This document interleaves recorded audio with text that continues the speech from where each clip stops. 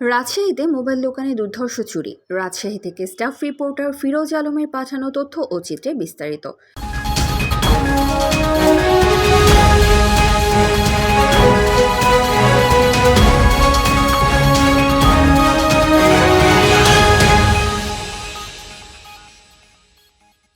রাজশাহীর মোহনপুর উপজেলার কেশরহাট পৌরসভা কেশরহাট বাজারে রহমান প্লাজার দ্বিতীয় তলায় মাহবুব টেলিকমের একটি মোবাইলের দোকানে তালা ভেঙে দুর্ধর্ষ চুরির ঘটনা ঘটেছে। সোমবার ২১ এপ্রিল ভোর আনুমানিক ৫টা ৩৮ মিনিটে চুরির এ ঘটনা ঘটে। দোকান মালিক উপজেলার হরিদাগাছি গ্রামের মৃত বাবুল হোসেনের ছেলে মাহবুব হোসেন, বয়স ৩৮। তিনি জানান, প্রতিদিনের ন্যায় ঘটনার আগের দিন রবিবার রাতে মোবাইল বেচাকেনা করে দোকান বন্ধ করে বাড়িতে যান তিনি। পরের দিন ২১ এপ্রিল সোমবার সময় আনুমানিক ৯টা ৪৫ মোবাইলের দোকান খুলতে এসে দেখতে পান যে মোবাইলের দোকানের সবগুলো তালা ভেঙে চোরদের নিজস্ব তালা দিয়ে বন্ধ করে গিয়েছে। তিনি স্থানীয় বণিক সমিতির লোকজন সহ থানা পুলিশকে অবগত করে তালা ভেঙে দোকান ঘরের ভেতর প্রবেশ করে দেখে সর্বমোট ৩৭টি মোবাইল ফোন সেট চুরি হয়েছে, যার আনুমানিক মূল্য ৫,৮৫,০০০ টাকা বলে দাবি করেন দোকান মালিক।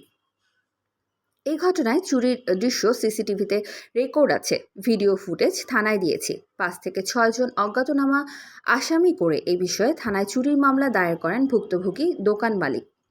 কেশরহাট বণিক সমিতির কোষাধ্যক্ষ ও কেশরহাট টেলিকম মালিক সমিতির সভাপতি কোষাধ্যক্ষ ওসমান আলী নিকট জানতে চাইলে তিনি জানান, মোবাইল ফোনের দোকানে চুরি করার সময় দলবদ্ধ চোরের সদস্যরা ফোনে তাদের কথোপকথন হয়েছে। চোর চুরি করার সময় ফোনে কথা বলেছে, সেহেতু ফোন নাম্বার ট্যাগ করে দ্রুত গ্রেফতার করার জন্য প্রশাসনের দৃষ্টি আকর্ষণ করছি। দ্রুত সময়ের মধ্যে চোরদের গ্রেফতার করা না হলে মানববন্ধন সহ ভিন্ন রকম উদ্যোগ গ্রহণ করা হবে।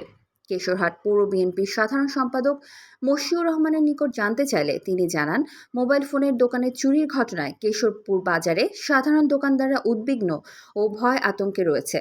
কখন জানি কার দোকানে চুরি হতে পারে এমন আশঙ্কা করছে ব্যবসায়ীরা। রাতে বাজারে পুলিশের টহল বৃদ্ধি করার জন্য দাবি জানান তারা। দ্রুত গ্রেফতার করার জন্য প্রশাসনের দৃষ্টি আকর্ষণ করা হয়েছে। ব্যবসায়ীদের বিপদাপদে সহযোগিতা থাকবে।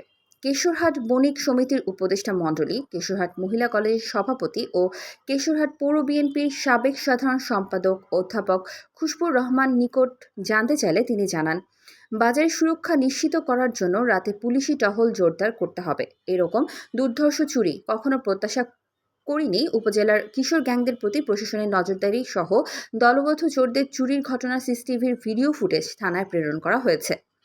ভিডিও ফুটেজ দেখে ও তথ্য প্রযুক্তির সহায়তা নিয়ে আসামিদের দ্রুত গ্রেফতার করার জন্য প্রশাসনের দৃষ্টি আকর্ষণ করছি। দ্রুত সময়ের মধ্যে চোরদের গ্রেফতার করা না হলে মানববন্ধন সহ আরও কঠিন কর্মসূচি দেওয়া হবে। মোহনপুর থানার অফিসার ইনচার্জ বা ওসি আতাউর রহমান জানান, এই বিষয়ে একটি চুরির মামলা দায়ের করা হয়েছে। মোহনপুর থানা মামলা নাম্বার ২৩, তারিখ ২২/৪/২০২৫। আসামিদের গ্রেফতারের জন্য থানা পুলিশের অভিযান অব্যাহত রয়েছে। উপজেলা সহকারী কমিশনার ভূমি ও কেশরহাট পৌর প্রশাসক জোবাইদা সুলতানার নিকট জানতে চাইলে তিনি জানান, পৌর এলাকার মধ্যে মোবাইল ফোন চুরির ঘটনাটি তিনি শুনেছেন। যেহেতু মামলা হয়েছে, থানা পুলিশ তদন্ত করে প্রয়োজনীয় ব্যবস্থা নিবে। মামলার যে প্রসেস, সেই প্রসেসটা চলমান থাকবে। রাতে বাজারের দোকানগুলো পাহারার জন্য নির্দিষ্ট কোনো সরকারি নাইট গার্ড নেই। সরকারিভাবে কোনো সুযোগ নেই। নিয়োগের বিষয়ে আপাতত কোনো উদ্যোগও নেই। দোকান মালিকদের নিজ নিজ উদ্যোগে নাইট গার্ড রাখার পরামর্শ দেন তিনি। এই বিষয়ে রাজশাহী অতিরিক্ত পুলিশ সুপার হেলেনা আক্তারের সাথে মোবাইল ফোনে যোগাযোগ করা হলে এবং জানতে চাইলে তিনি জানান, থানা পুলিশের মাধ্যমে আমরা জানি পৌর এলাকায় মোবাইল ফোনের দোকানে চুরি হয়েছে। সিসি ক্যামেরার ভিডিও ফুটেজ আমরা দেখেছি, তথ্য নিয়েছি, এটা অ্যানালাইসিস করা হচ্ছে। এই বিষয়ে থানায় একটি চুরির মামলা দায়ের করা হয়েছে। আসামিদের গ্রেফতারের জন্য অভিযান অব্যাহত রয়েছে। খুব দ্রুত সময়ের মধ্যে আসামিদের গ্রেফতার করে আইনের আওতায় আনা হবে বলে জানান এই অতিরিক্ত পুলিশ সুপার।